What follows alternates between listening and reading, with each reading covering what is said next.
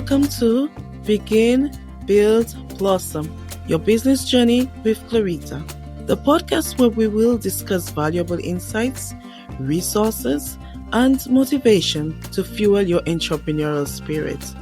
Let's build a supportive community together. Subscribe now to Begin, Build, Blossom, and let's embark on your business journey.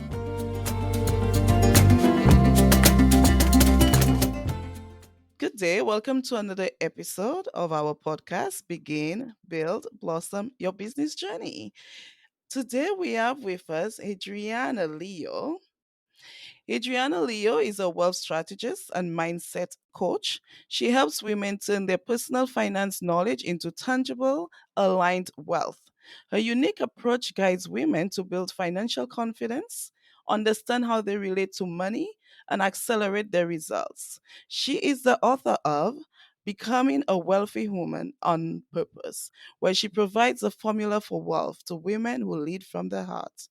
Welcome, Adriana. How are you? Thank you, Clarita. I am doing great. I am very happy to be here today. Yes, I'm so happy that you're here. And I just want to add that how did we meet? Oh my goodness. It's a small world. No matter how large you think the earth is, it's a really small world. Yes, I must say. So we have someone in our mutual connection is Olajuwon. I've been on his podcast a couple times. Really, really great person to have in your corner. And I think you have had Olajuwon on your podcast. And mhm. in your listening to his, you heard me and you're like, I know this accent. So Exactly what happened. Yes. I said I must reach out because I loved what what your podcast was about, building wealth, women and everything. So I thought let me reach out and see if I can get to speak with her some more.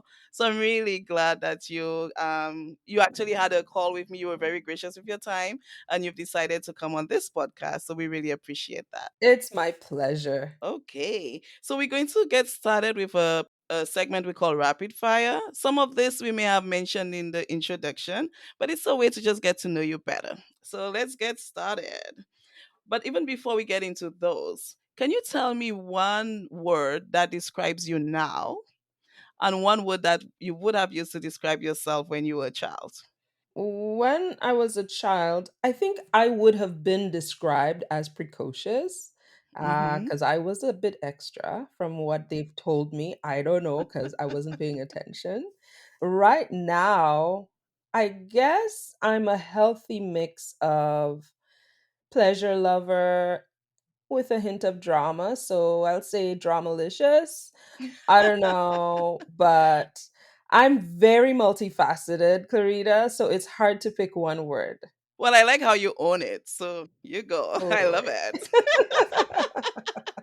Okay, so what is the name of your business and what do you do in business? My operating name is Money Navigator International. I really work with women to help them create choices for themselves using money. I offer coaching, group programs, of course, my book that we spoke about before. It's all about giving women the power to create and choose for themselves the life that they want to live. Great. I love that. And how long have you been in business? 2015, let's do the math. 9 years coming September. And yeah, I'm starting to roll into my 10th year. Yowzers. That is exciting. Congratulations. Thank you very much. 10 is always a huge number when it comes to stuff like that. Yeah, 10 is a thing. It's a bit of a milestone, but I've had so many milestones along the way that the Hmm. 10 almost feels like okay, another great year, you know? So Nice, nice. And are you full time or are you part time? I'm 100% in my business. I actually operate more than one business. It's a family affair. I'm also 100% the first call for my children. Hmm. So I'm 100% a few things, which means that I do play the balancing act. I'm present where I need to be at that time. And it's great that you've been able to set it up where all of that is possible. That's great. It's not always pretty though, let's be clear. I'm sure, right? All right. And what were you doing before you started this business? I was actually a financial advisor. I operated in the traditional financial advisory sector. My licensing allowed me to offer clients stocks, bonds, insurance products, and all manner of investing instruments.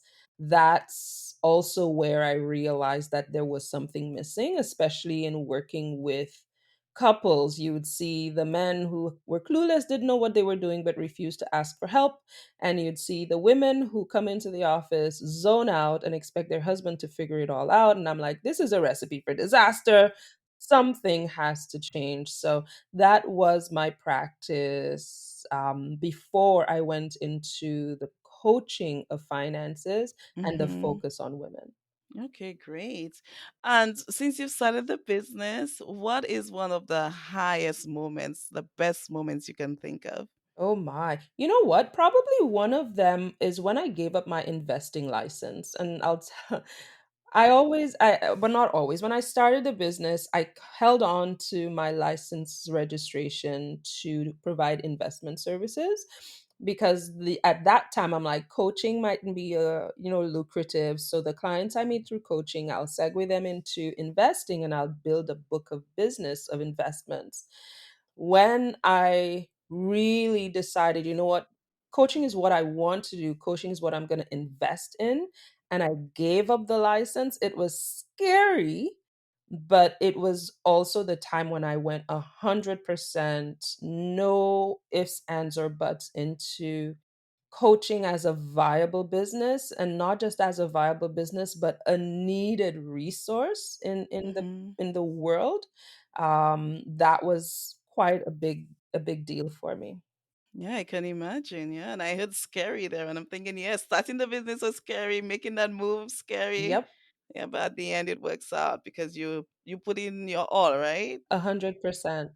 Great, great. And on the opposite side of that, what's one of the lowest moments you could think of in business? Low moments in business. Well, these are the times for me personally, it's managing my overwhelm. I learned a lot of myself, and I'm still learning about myself as a business owner. However, the lowest points for me are when I have a brilliant idea, just fantastic. I know this is what my clients need, and I know there are women out there who need it. And then I get hit with overwhelm and I stall. I roll up on the couch, I cover myself, and I grab a bag of Cheetos and I just don't show up. Like, no. Oh, And it's not just one moment. It happens sometimes in cycles. Before I learned how to manage it, it would happen and then I would feel so horrible about everything and not know how to move forward. I've missed out on quite a few opportunities as a result of that. But I'm happy to say I have a strategy that works for me to dealing with those episodes, but they're no fun. They are horrible, and my mind loves to make fun of me in these moments. So it's personally and professionally debilitating. yeah, I can certainly relate. Whew. Just recently, I there was a weekend I had so many things to do and I just did nothing. Yes, yes, ma'am. It happens, that's for sure. Thanks for sharing that with us. And is there a movie that you'd recommend or a book, just something that we can read or watch? Well, you could certainly grab a copy of my book, Becoming a Wealthy Woman on Purpose. Well, that's what I was waiting for because yes, I agree. Yes. Definitely worth reading, and it can be applied both personally and entrepreneurially too. Okay, yes. And I already have it on my list from speaking with you the first time. I'll Yay. make sure I put times two recommended again. So There you go. I'll be sure to get it. So that will bring it up the list now. Yay. Okay, well, thanks so much for that. We're going to move on to the begin segment. Sure. And I'm just wondering, do you remember the first time you thought about actually like starting a business? I could probably pinpoint it. So I had two events happening in my life that really said to me in crystal clear terms that the situation that I was in for my employment just wouldn't work. In brief, part of it was I had to take a bereavement break while I was still a financial advisor. And I remember because I'm working in an office. There are multiple advisors. I am told that I'm an important part of the team. They're all about making sure we're taken care of, blah, blah, blah. And then I had a bereavement. I stepped away and I got no pay. And I'm like, what just happened? I looked again and I'm like, the week I left, the pay was much diminished. And then because I had to help with the execution of the will and what have you, blah, blah, blah, I got no money. And I'm like, this can't work because I am supposedly valued. And it's not as if the business did not have the money to pay or to offer it to me, even as a bereavement bonus, knowing that I had to leave the country, yada, yada, yada. These people didn't care about me. Let's just put it that way. Mhm. And it was crystal clear to me during that time. I don't know if because of the grief, it was just a heightened awareness, but Mhm. I know for a fact that that was one of the pivotal moments where I'm like, this cannot continue. I have to be in more of a control position in how I earn my money. So that planted the seed, and there were a few other things, of course, contributing to that. That planted the seed of home ownership, not home ownership, sorry, business ownership. I was not brought up to run a business. It was go to school, get a great education, get a great job, and show up and blow everyone else out of the water by being a fantastic employee and climb that ladder. Business ownership was nowhere in the plan for how I would coordinate or run my life. And that's a very important point because we go through a system where it's about becoming an employee, everything about the system. And you did say that grades and all of that. And I know some people who are not really aligned for that kind of system, and then they get left behind. Yeah, So I'm really glad that you mentioned that because too often that is we're going through this step by step process to yeah, become an employee, and then what happens now that we're ready to go out on our own? that's How do we right. do that? That's right. And it's also, I guess part of it too is the system is created to allow you to succeed in one way. Mhm. When you have other gifts or you even have other plans for what you want your life to be, you now have to innovate and go learn for yourself and restructure and reorient how you're going to make changes that are going to allow you to thrive in ways that are actually meaningful to you. So, Mhm. definitely, it makes it harder, but Mhm. not impossible. Okay, and what are some of the ways you navigated that? Well, I know imposter syndrome tends to be a cliche term a lot. However, I had to deal with it, and part of it is has to do with how my brain works, Mhm. where I take things on a lot. I'm very empathetic. I feel other people's pain, but there wasn't anyone to pour my pain into. I'm a coach. Like my personality throughout I've been the cheerleader. I'm great support and all that jazz. But that also means it's hard for me to find someone to pour my pain into because I'm Mhm. always the one on the receiving end. So a big part of that was for me finding that support, finding someone that could believe in me while I was still learning to believe in myself. So I've had multiple coaches. I've done a lot of self improvement programs just to help build that foundation and come to understand my own strengths and gifts. I think in acknowledging that, I was able to say, okay, you know what? I do have these gifts. How can I make that available to the world? So it was a lot of reframing in how I thought of myself, how I viewed myself, and Mhm. then letting go of how the world perceived me. That was another big thing because failure is not an option. That's what we were taught. That's what I was taught. I got scolded because I got 99% on a final report. The conversation was, where is the other percent? So Wow. you can appreciate that academic excellence was a big thing and failure Mhm. was frowned upon. Well, as an entrepreneur, guess what? You're going to fail. You're going to try, you're going to fail. You're going to Mhm. have to learn to dust yourself off, rejig, reorient, try something else, come again and face that same public and do things over. So, learning to embrace failure, learning to see failure as the tool that it is, as the rung in the ladder to success, that was also a big part of it. There are a few things that came into place, but I clearly remember the time when I said to my coach at the time, I said, our focus this year is going to be on my internal mind game. I have the strategies, I have the, setting up funnels, and I have this, that, and the other, but I got a vision for what my business was capable of and where it could go. And when I got that vision, I knew that I had to learn on resilience in my mind Mhm. more so than systems for running or administering the business. Wow, wow. And I really like that. And I heard coaching, I heard mindset, all of those things are so important. Failure. Doing this podcast, I've had an opportunity, an amazing opportunity to speak with different persons. And that's one thing that comes up a lot.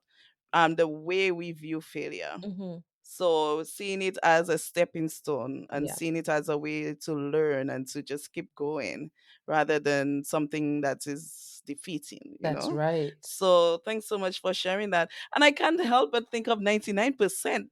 And that, where Yeah, is that?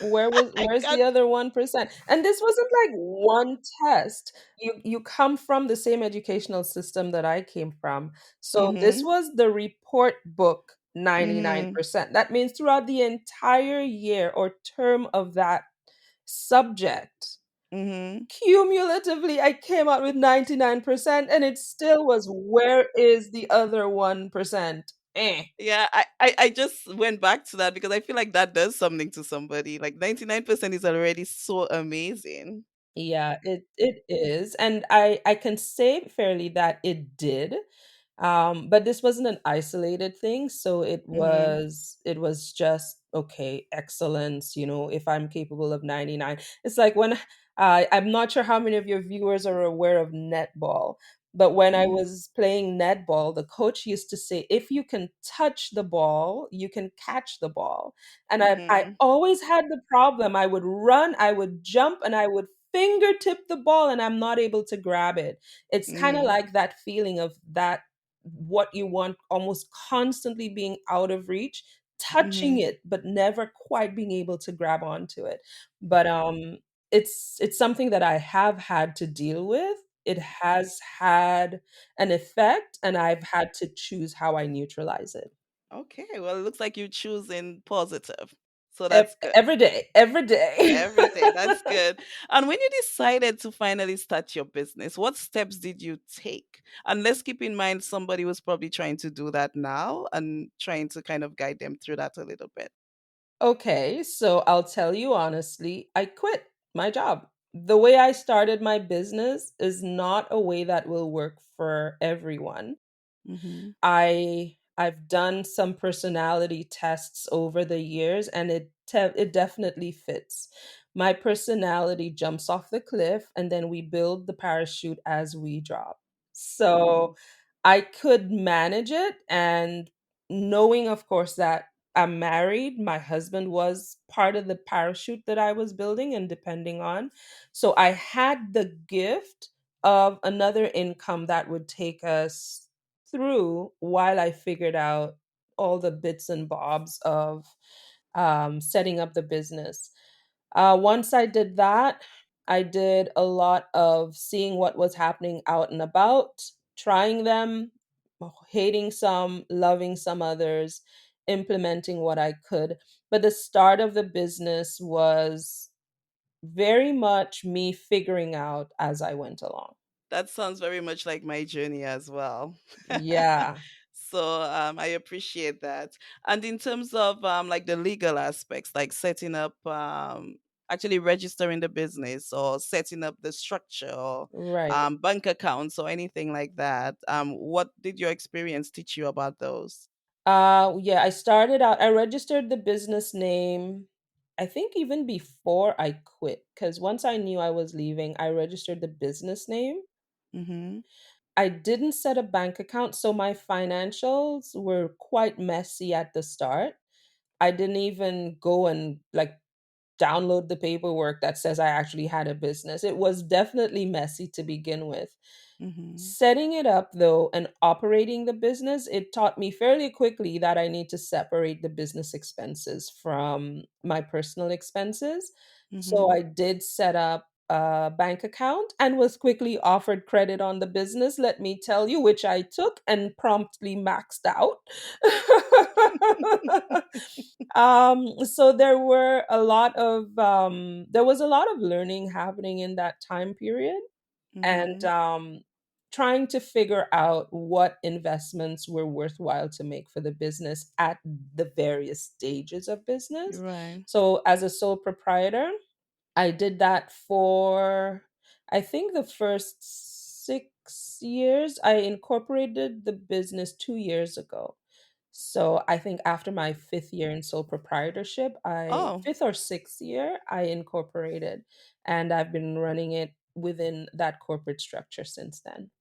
Ah, okay, okay. So there's a lot that happened even after you had started. So even though you didn't do that, you didn't incorporate at the beginning, you started, Yes. you work within that framework, and now that you're what, 2 years ago now, you've actually incorporated. So I like to see that because everything doesn't have to be done at the same time.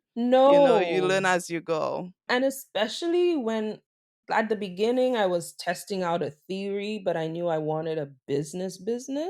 Mm-hmm. The business has changed names over time. The public doesn't Mm-hmm. care. It's whatever they see on my logo. It's also the focus changed as well, slightly over time. That's okay.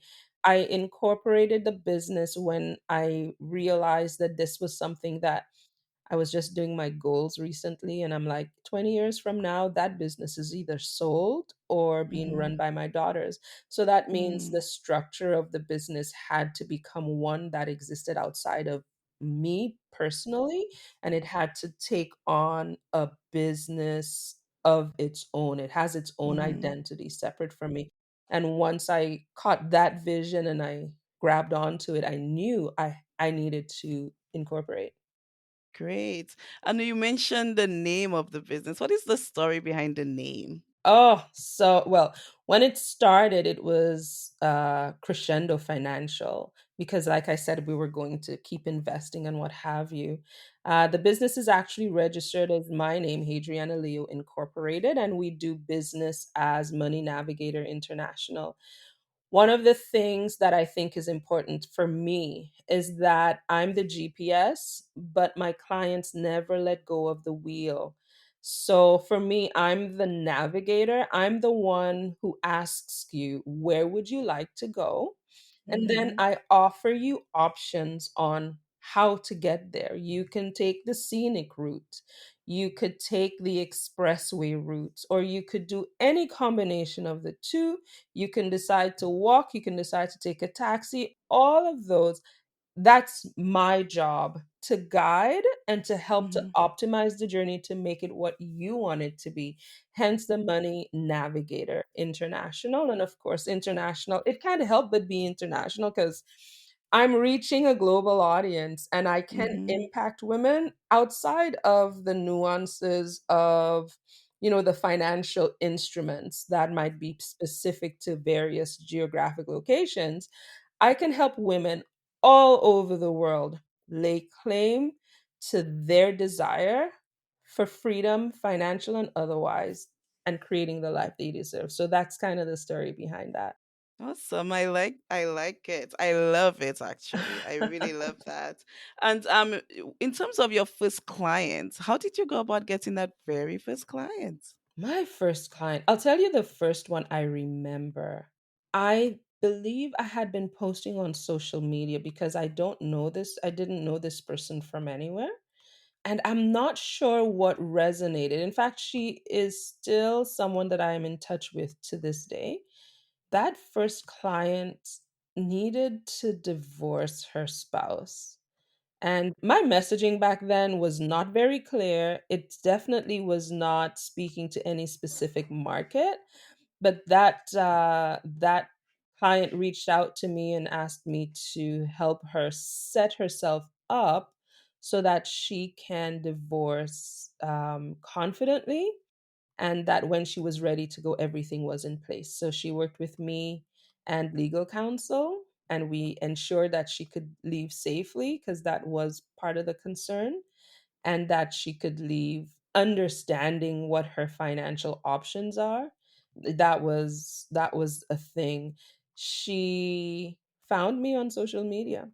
I'm listening to that. I'm thinking the empowerment that comes with that. Oh yes. I'm really glad that you were providing that service because Yeah. I could see how that went a long way in helping her. It went a long way. There's nothing that you can give that would be too much to pay for peace of mind. Mm-hmm. That sense of peace and security that the client had was worth more to her than anything. And at that point, my rates were like bottom of the barrel. I mean, she paid like nothing. But in exchange, she was able to move with confidence through what was indeed a really difficult period of her life. Yes, I can imagine. Well, I'm really glad that you're able to help her through that. And in terms of, so we're going to move on now to the building segment. Mhm. And in terms of getting even more clients, how did you continue to bring more clients through the door? I networked a lot. I networked a lot, some of them in the wrong places, but again, learning curve. Mm-hmm. I was able to build great relationships with fellow entrepreneurs, and I kept up my social media presence. At that time, I was not doing Google, so it would have been Facebook. I don't even know if Instagram was a thing then, but it's Facebook mostly, and Mm-hmm. operating within groups in on Facebook. So the continued flow of clients came through that and referrals. My clients love me and they tell everybody. And I keep incentivizing clients. If as long as you're talking about me, I'm going to keep giving you reasons to talk about me. So every now and then I send a little gift, a little thank you, something that says, I appreciate the trust that you have in me. Mm-hmm. And I get them, I guess I stay top of mind so that whenever somebody says a thing that relates to work that I do, they would quickly be able to say, "Oh, I know someone." So the Mm-hmm. client referrals have been a big part of how I grew the business. And I think I empowered some evangelists. So outside of people who've worked with me, my networking referrals have been very great in also sending people my way because I believe in maintaining those relationships, Mm-hmm. and I send it's reciprocated.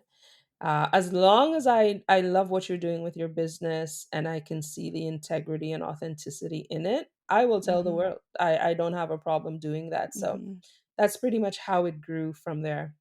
Yes, I love that. And it shows me like when you do things from the heart and like you were saying, you're sincere and people can see what you're doing, it's so easy. It makes it easy for them to be Yes. able to recommend you, no reservations.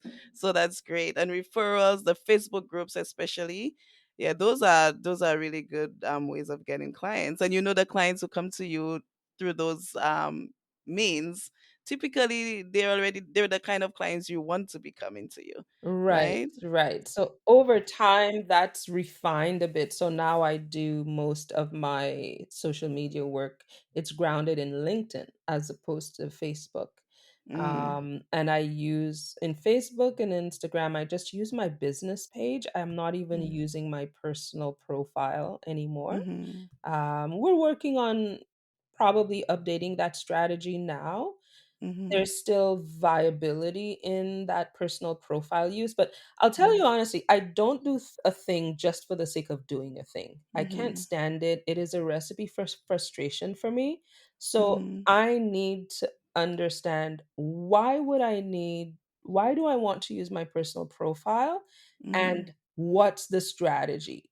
Once I can come up with that, I don't mind doing the thing Mhm. if it's a fit, but I explore a lot of what's out there, and then I make decisions based on what works for me and for the business. Yeah, and I think that's a great approach. Like, awesome. And I know starting the business was a very bold move. What can you say is another bold move that you've made since, like, especially now you coming into 10 years? If you can just maybe highlight one of those moves. Well, I think one of them is diversifying. So my revenue streams within the business have always been, coaching. The book came out last year, and that along that line, what I can say has been a bold move is telling people about my wealth, like my wealth journey. So once a month, I send out a weekly newsletter, but the last week of every month, I share wealth on a personal note. The reason why I share that, and I don't do it on social media, I only do it with my newsletter team, my email list. I wanted people to understand what wealth really looks like. I think when we look at the world, we see wealth as those people that have money and they're just doing stupidness. Like, what on earth? Like, you obviously have too much money because you're just playing the fool.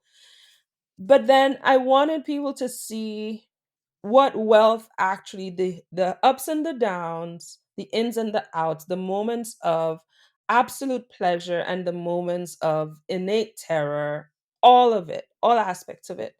Why that was a bold move is because I had to get very vulnerable with my people, and I Mhm. had to be able to show what's happening for me personally.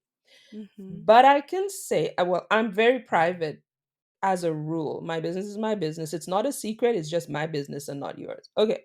I can say honestly that I get some of the best feedback from that wealth on a personal note email that goes out once a month, from people that actually get it. They thank me Mhm. for sharing it. They thank me for being so vulnerable, and they get what I'm saying. So when I share, there's one coming out where I'm going to share about someone I have. One of our properties has an Airbnb in it. And this one person wanted to go long term. I felt so bad for them. I'm like, let me see what we can do. Let's work something out, blah, blah, blah. And they played me down. They worked on all of my feelings and brought the price down. And then when it's like I got a cosmic smack behind the head, that says, but we need to use the house sometimes. We can't have someone in there long term, which is why we made this one Airbnb. So I had to pull back. I'm saying, I'm sorry, nothing was signed yet. So I cannot actually go through with this offer. I take it back. This person came back and said to me, oh, your original asking price, we're willing to pay. And I'm like, what on earth? Anyway, Oh, wow. I was angry, but I was hurt because this person pulled on. This is a new immigrant. They're coming in, they're trying to settle, what have you. I remember that feeling Right. of trying to settle, but they took advantage, and I was really hurt. And then I got angry and I'm like, see ya, goodbye, not today. Wow. But this is kind of how someone like me and the people that I like to work with, our wealth is for purpose, our wealth is for impact. But Mhm. sometimes people take advantage, and we still have to create boundaries around Mhm. how we operate. So that one's coming up soon. Once I sit down and actually write it, I think this will be my June month wealth on a personal note. It's that vulnerability that is the bold move for me, because Right. I am trusting my Mhm. audience now with a very private part of myself but it's for Mhm. their benefit. So there's significance to it. Yeah, and I can see how somebody can see themselves going, in that moment. They could see when they Absolutely. relate. So great. And I will be the next person signing up for your newsletter, and I hope some of our listeners as well. Hopefully, it's not just because y'all want to know all my business. Well, a little bit of that, if I'm being honest. But your business will help my business. So we're good. That's the only thing I share. I share with the intention, and I like that I intention. want it to be something that moves you. You don't have to know how many properties I own. You don't have to know how many investments I have or if I have crypto. The only Hmm. things I'm going to share about my wealth journey are the things that I think will be important and beneficial to Hmm. move someone up, to help you, to boost you, to lift you up. Hmm. Hmm. That's the only purpose of the wealth on a personal note. And I like it. I think the person is supposed to land on, it will land on them. And it will not be for everybody all the time. So yes, impact. I love that. And what does your team look like? Whew, last year, I had another mega grief year last year. I let everybody go. So my team is subcontractors. So I'm slowly building it up. Actually, last week I hired on my virtual assistant. So we're in the aches and pains of new hires. So we're right in the middle of that, and she's helping me to set things up. She's doing a number of tasks that I don't want to do, which is part of how I manage overwhelm, by the way. I think I started off at the top with that. Hmm. When I'm operating in tasks that are not my innate strengths, they drain me. So, one of the ways I manage that is by delegating. So, I'm slowly building my team again. She's the only one that I have on right now. And as that grows, I think I'll grow her role and then I will hire some specific subject matter experts to work under her. So, that's kind of where I'm going right now. Great. And kudos to you because I've decided that I've recognized that I need a virtual assistant, but just getting to actually get the person the assistant, it's like a lot of work to get there.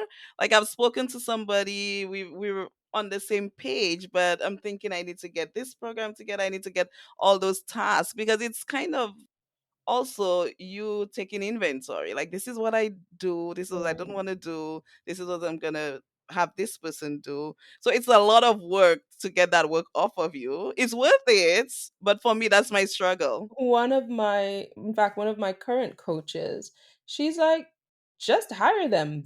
They will tell you what they can do and you Okay. give it over. Literally, like we had our weekly call yesterday and I said, okay, you make the tasks for me to do that, set the timeline for this time, and I'll get it done. So I'm not even the one creating the tasks anymore. We're having the conversation, she's making the notes and she's setting up the tasks for me. We're using a project management software, so both of us are always on the same page. And Mm-hmm. then I go in, I see what tasks have to be done, and I'm checking them off as I go, so that even in creating the what has to happen next, I'm like, okay, what is it you need me to provide? She says, I need this, that, and the other.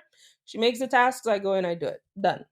Right? So Oh. I wouldn't even do you know your strengths? Mm-hmm. And this is not just to you, Clarita, but to every business owner listening.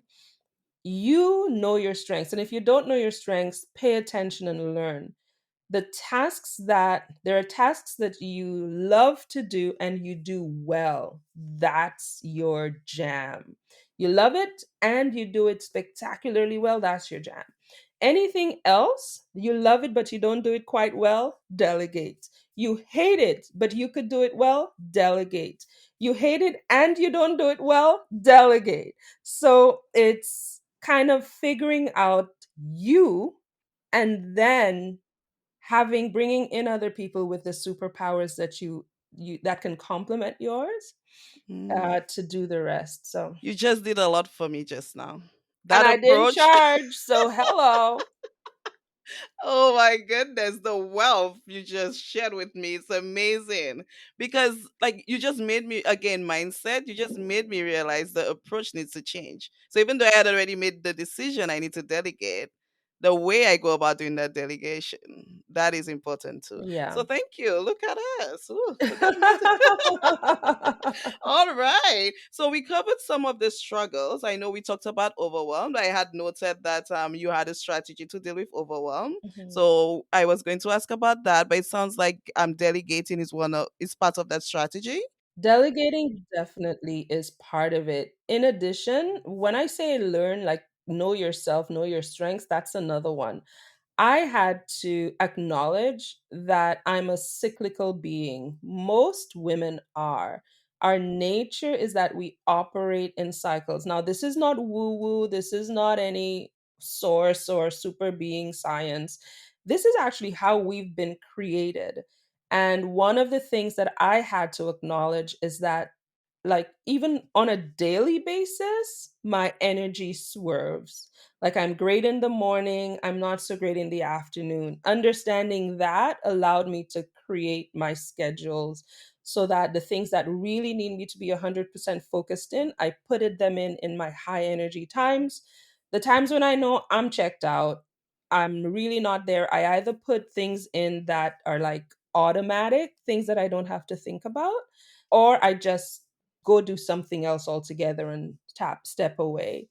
So managing your energy on a daily basis, that's another thing that I've used to manage my overwhelm.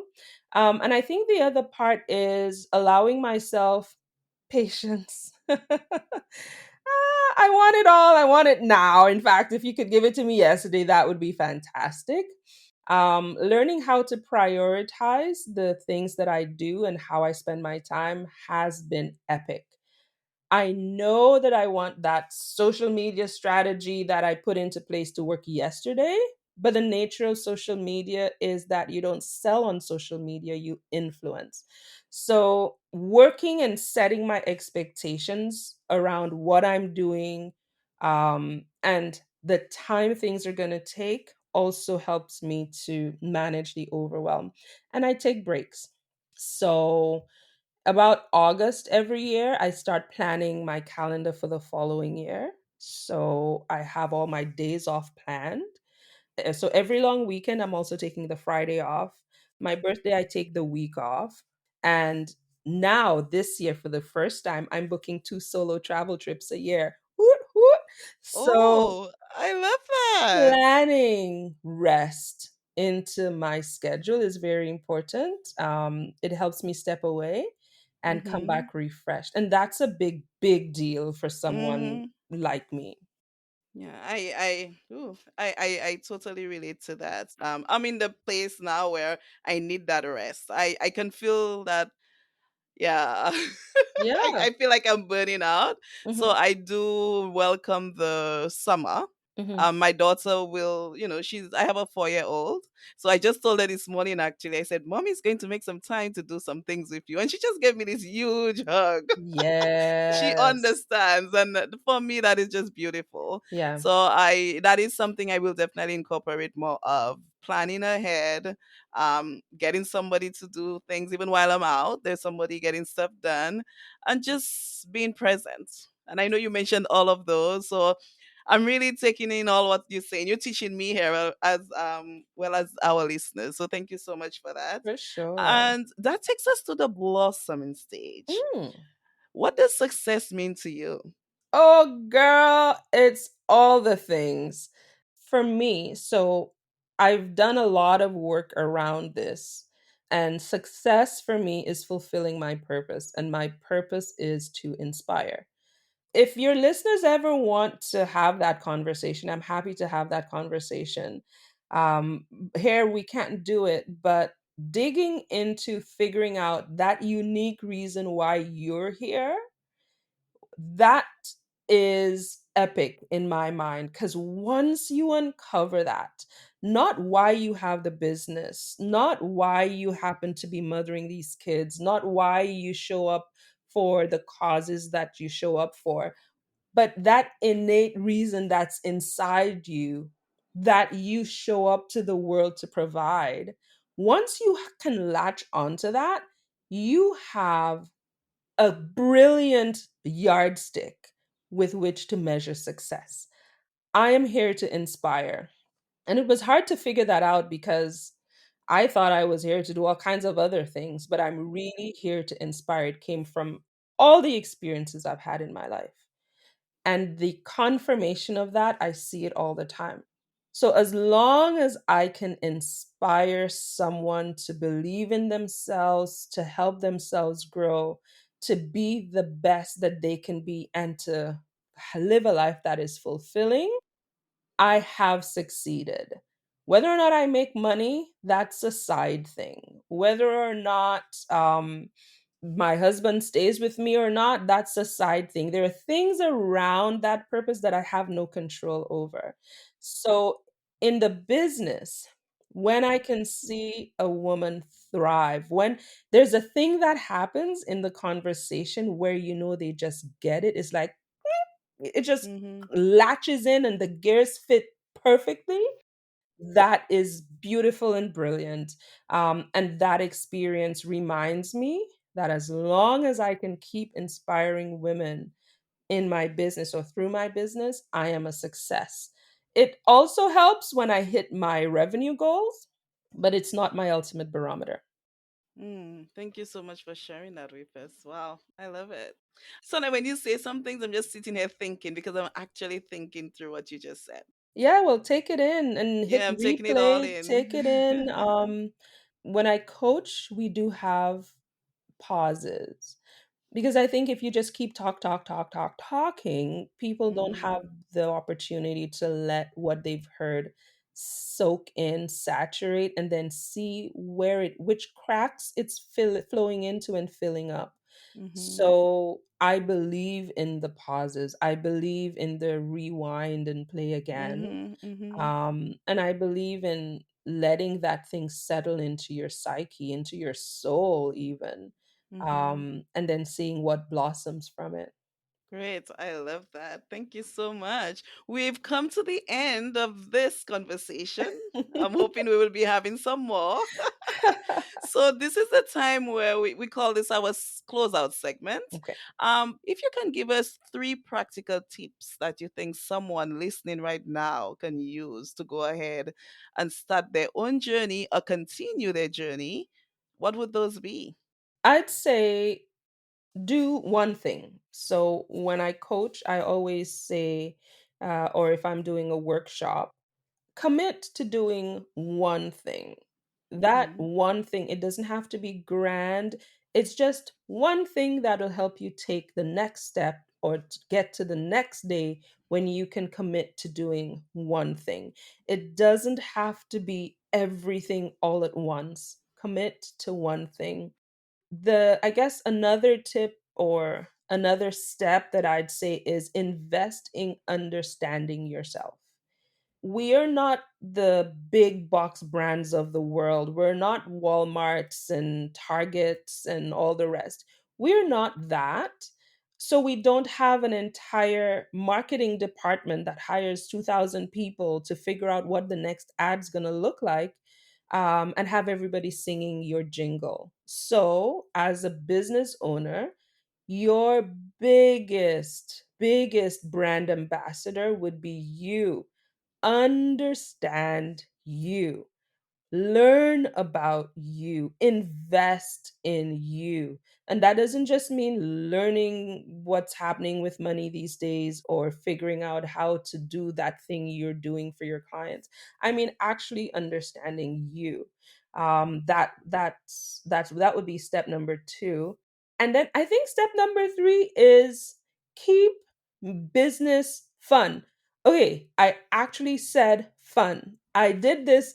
I spoke at an event the other day and I remembered saying to them, we lose sight of the excitement we had when we actually fell in love with the idea of starting a business. we forget because we get so bogged down in all the million hats we have to wear. Some we do well, some not so well. Keep business fun and exciting. Do something that helps you tap in. Like I'm doing a marketing course right now. And I remember saying to our instructor, I'll call her my marketing coach.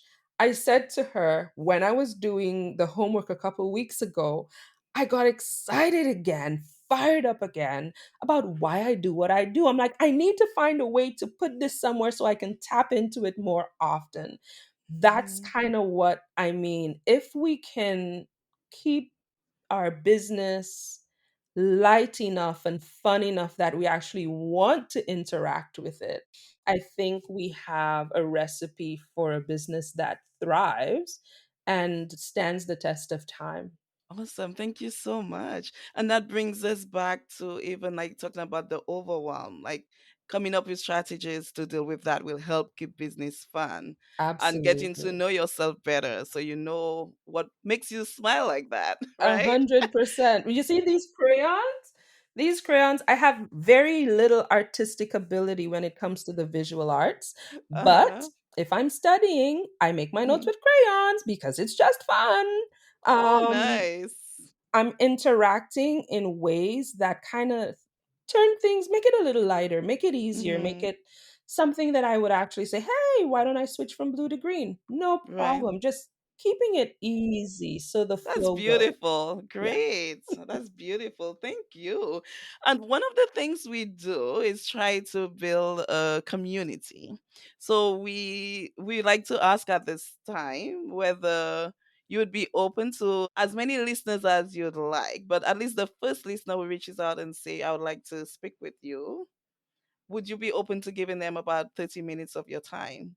100%. So I do offer a free coaching session that's Oh, actually part of nice. my process. Come Mm-hmm. on board, sign up for a session. You get to have me exclusively for a full 30 minutes. Don't tell anybody, but it always go longer. Um, and I get to help you. Again, I'm a guide. I don't tell people what to do. I give you Mm-hmm. options. So Mm-hmm. whatever you might be struggling with, whether it's as an entrepreneur or whether it's in your personal finances, money is money and it seeps into everything that we do. I would Mm-hmm. be more than happy to do that for any of your listeners. And if they turn out to be particularly interesting, let's see what happens after that. Well, thank you so much. My All pleasure. right. So, can you go ahead and share the ways that people can get in touch with you? Sure. My, I guess, call sign or my handle is Money Navigator across Facebook, Instagram, and LinkedIn. So please connect with me on LinkedIn. Let's continue this conversation. And you can see what I'm sharing on the other social media apps as well. My website is www.moneynavigator.ca. Yes, Canadian and proud. And yeah, you can reach me there. You can contact me directly. You can sign up for a free coaching session through that as well. And who knows what's going to come out of that contact. I always say it'll be worth the conversation because if you talking to me, I can promise you that I'm going to leave you better than before you came to the conversation. So that's my promise. And I can attest to that because we did have a conversation. I learned so much. I have a list of people I'm going to be in touch with to help me even further. And I know I will be in touch with you even more. So thank you so much. Really appreciate it. Thanks for having me, Clarita. Yes, let's do it again. Why not? Of course. Okay, bye. Take care. Thanks for listening to this episode of Begin, Build, Blossom Your Business Journey, a CME Accounting LLC podcast. Please subscribe and be on the lookout for our next episode. If you'd like to share any feedback with us, please email us at podcast at cmeaccountingllc.com.